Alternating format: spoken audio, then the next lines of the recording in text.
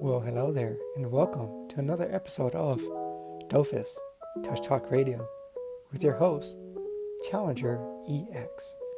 I hope everybody's having a wonderful day out there, wherever you are. If it's morning, afternoon, evening, night, I hope you're having a good time. In this episode, we're going to talk about Update 1.50 and what it brings to the table. Let's get started. I'm so thirsty, guys. Oh my gosh, folks, we finally got an update.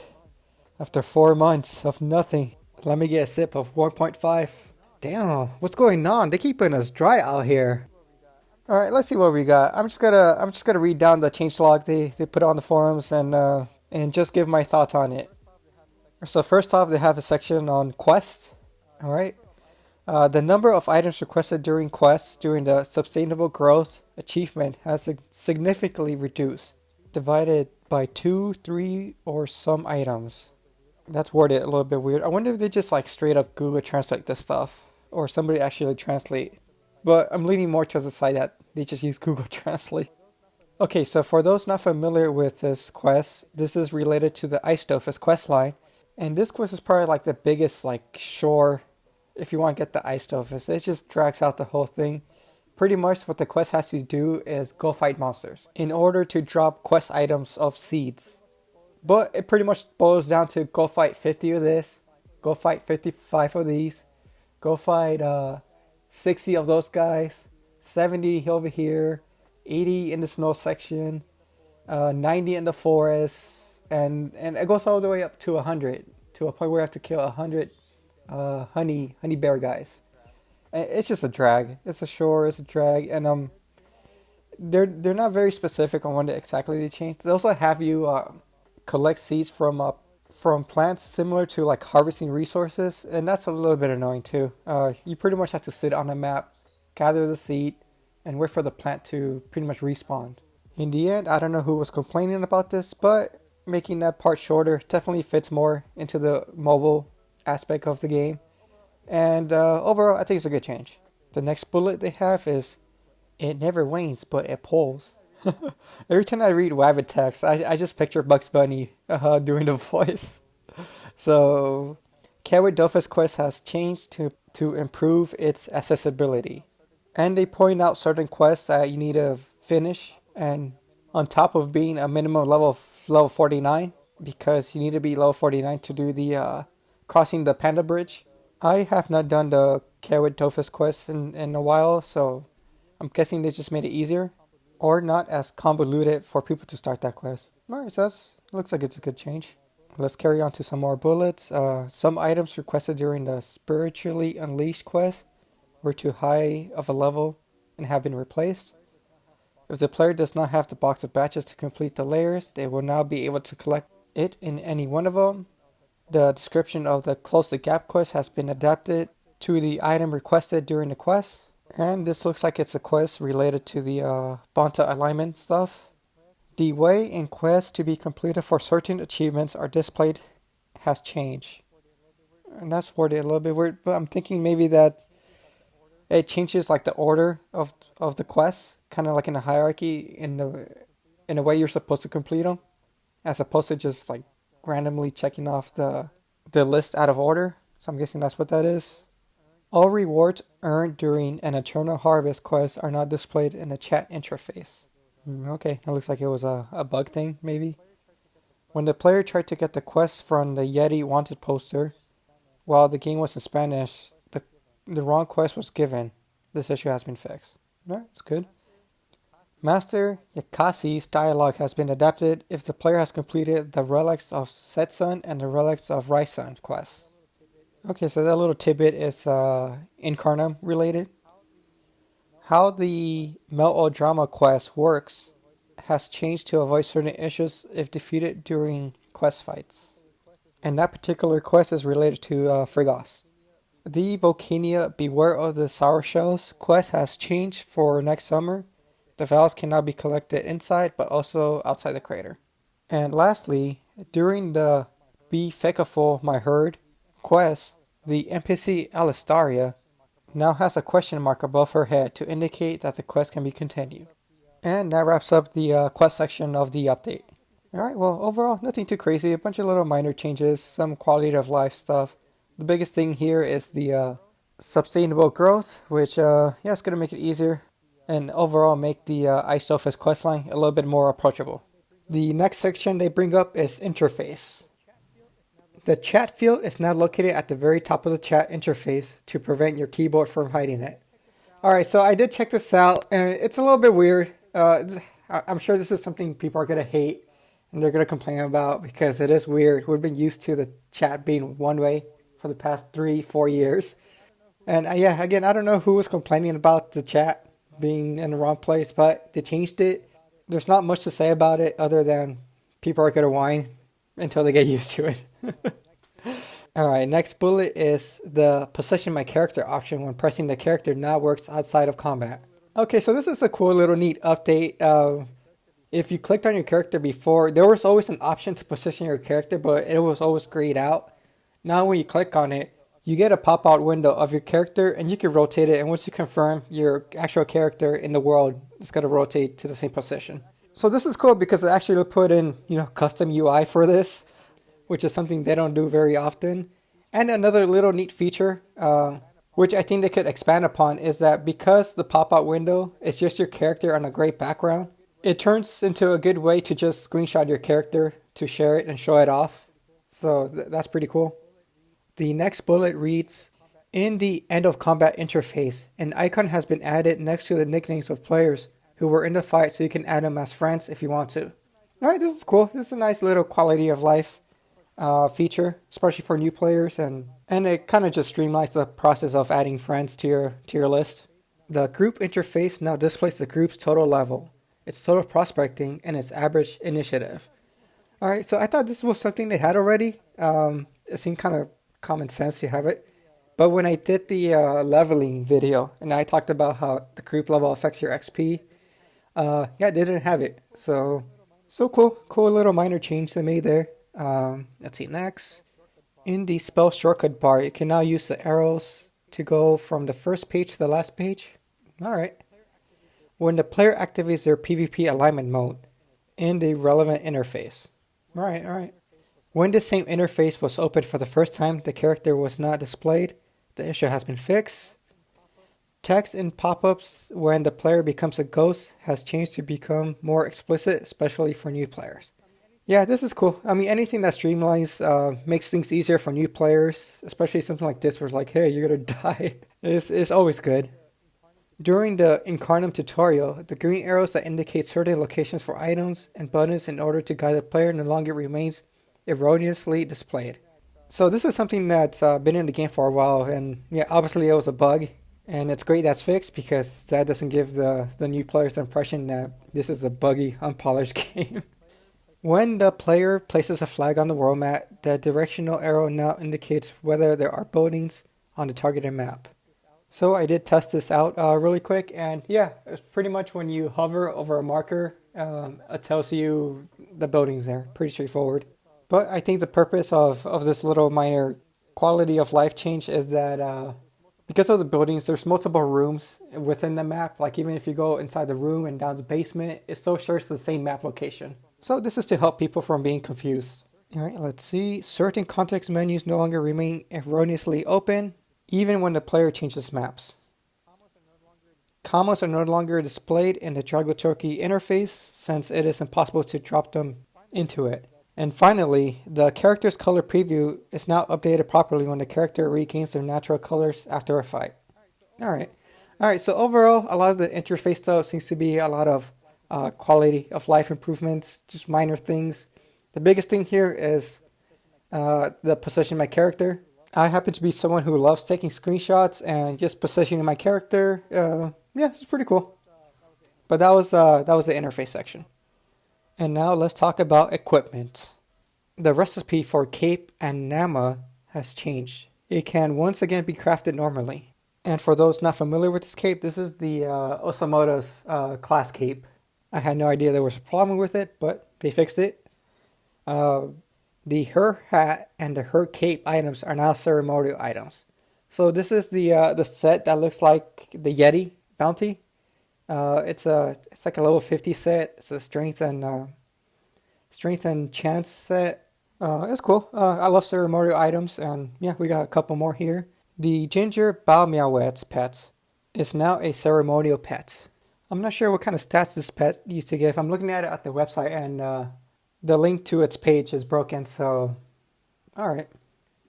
It is no longer possible to stack the item Potterly Scrolls. Note, as a result of this change, no longer possible to receive this scroll at the time.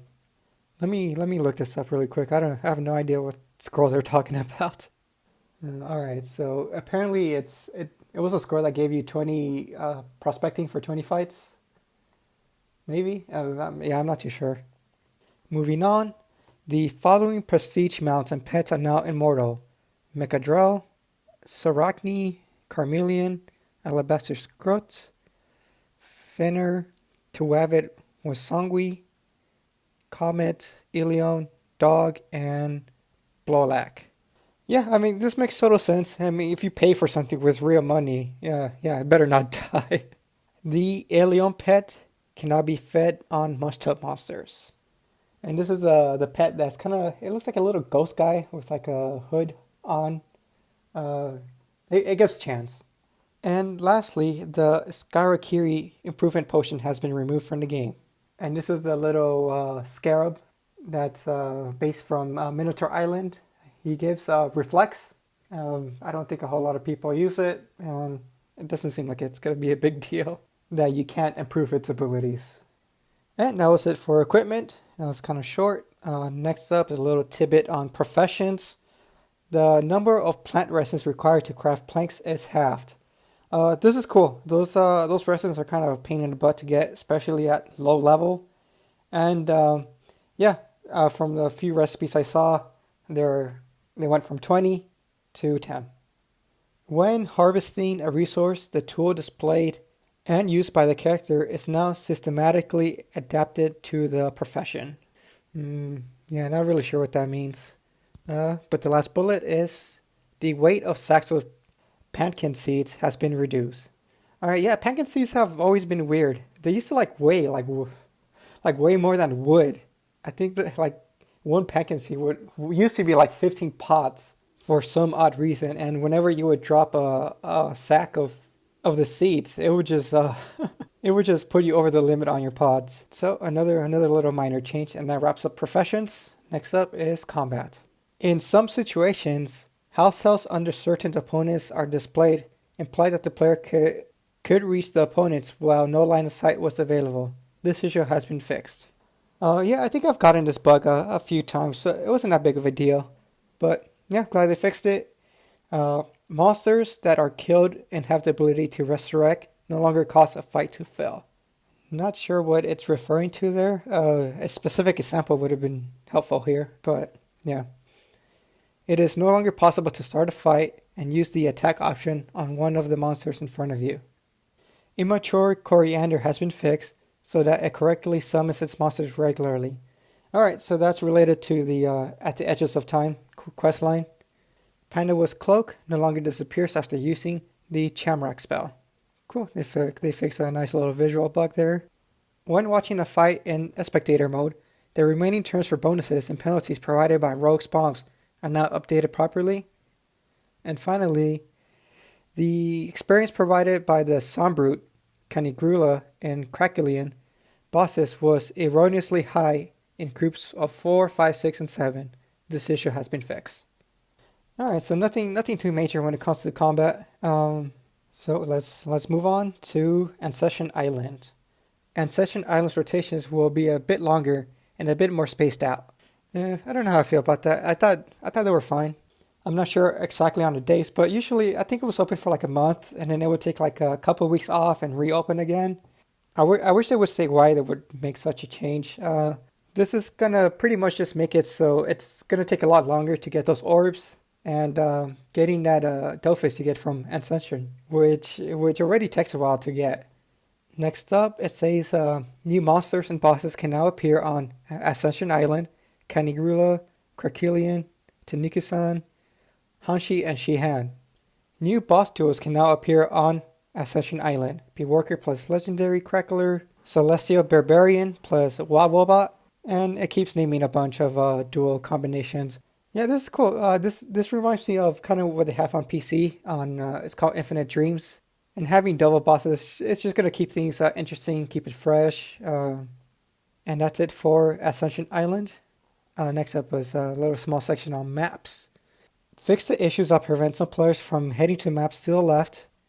Fix how character movement is calculated on maps and have multiple level floors. That was kind of weird. It kind of makes it sound like Dofus has like elevated terrain. A character no longer appears as invisible once they arrive on a map of their class statue in Astro. That looks like that was just a bug they fixed there. Next up is miscellaneous. Using certain emotes is no longer prevented when the player wants to use several of them without moving their character. Okay, so that's another little quality of life thing. Usually you would do an emote and then you have to move and redo your emote. It is now impossible to capture the Sombrute boss, since this boss has a strategy that cannot work in arenas. That's interesting. Yeah, I don't remember Sombrute being too crazy.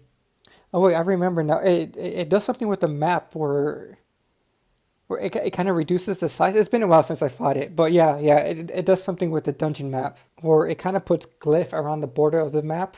So yeah, I can see how that won't work in an arena map. Outside of combat, a cooldown period has been added to certain consumables such as magic balloons and fairy works. Wait, so were you able to do fairy works during combat? That makes it sound like you could have, but yeah, I never tried it, so I never saw it. The description of the Rasputin cake resource has changed. The description of the Shikchala flask item has changed. And fixed several text and maps. Alright, and that wraps up the changelog. Yeah, nothing too crazy. Obviously, this wasn't a content update in any shape or form. We did get the ability to rotate our characters. But other than that, it's just a lot of quality of life, a lot of minor bug fixes. They do have a little postscript here at the bottom. So let's go ahead and read that. We hope these changes will make your gaming experience even better. As for the rest, we will keep working on the remaining issues and adding some content. We'll see you again just before summer to show you all the ins and outs. Y'all better. Then, it'll be time for the long-awaited class balancing revamps. Our work on these has already begun. After announcing the Enripsa revamp in the March on Live, not Live, you can also expect more details in the coming weeks. In the meantime, more minor and usual weekly updates will continue to be rolled out in order to fix some issues. To conclude this new update, we're giving you the code DTApril 2021 to use on this page before 10 a.m. Paris time, Tuesday, April 20th, to collect a one-day bonus pack in some fairy works. See you soon. Okay, so let's see if we could break this down a little bit more. They didn't give any specific dates. Okay, so they said they'll be adding some content before the summer. Okay, so pretty much summer starts for Dofus when Volcania opens. Last year, it looks like it opened at the beginning of July. Okay, so it's April right now at the time of the recording, and April, May, June, July. Yeah, that gives us another 3 months in between for any sort of meaningful update. So I got here on the side, I have their update history. So before Volcania opened last year, we did get the Staying Above Water update just before it. So this update they're talking about, this content update, it's going to come sometime in June, I'm guessing. So that's still a little bit off, and that would put it at 6 months in between content updates. The last one would be the Pandala Awakens updates, what we got in December. And yeah, this June update would be our first one of the year. 6 months into the year, pretty much. Which, it's questionable. It's questionable. It's a little sus. But in the end, there's very little we can do besides just wait. And also, it went on to say, then it'll be time for the long-awaited class balancing and revamps. Okay, so far what I'm getting is June, we're going to have the content update. July, Volcania is going to open. And looking back at last year, after Volcania closed, the next major update was update 1.48, which was in September. So if that's any basis to go off, this class revamp is going to happen in September. They did mention that they'll be talking about that update in the coming weeks, but that pretty much means they could talk about it next week, the week after, in 3 weeks, 4 weeks, 5 weeks. We don't know. It's pretty broad. All right, folks, let's wrap this up. Thank you for sticking around, and hope you guys enjoyed this episode of Dofus Touch Talk Radio. You know, we went over some information, had a little bit of commenting, a little bit of speculation. It was fun. And it makes me so happy you guys really dug this kind of podcast type video. Like the first episode did really, really well. I was not expecting it to do that well, especially since it's more about sharing my opinion. Hit that like if you enjoyed the episode. Hit the subscribe button. We're almost at 100 subscribers, which is just insane. Like, thank you so much for the support. And yeah, maybe we'll do something special for when the channel hits 100 subscribers. And leave a comment if you got something to say, something to add. I pretty much respond to everything. Until next time, this is Challenger EX with Dofus Touch Talk Radio.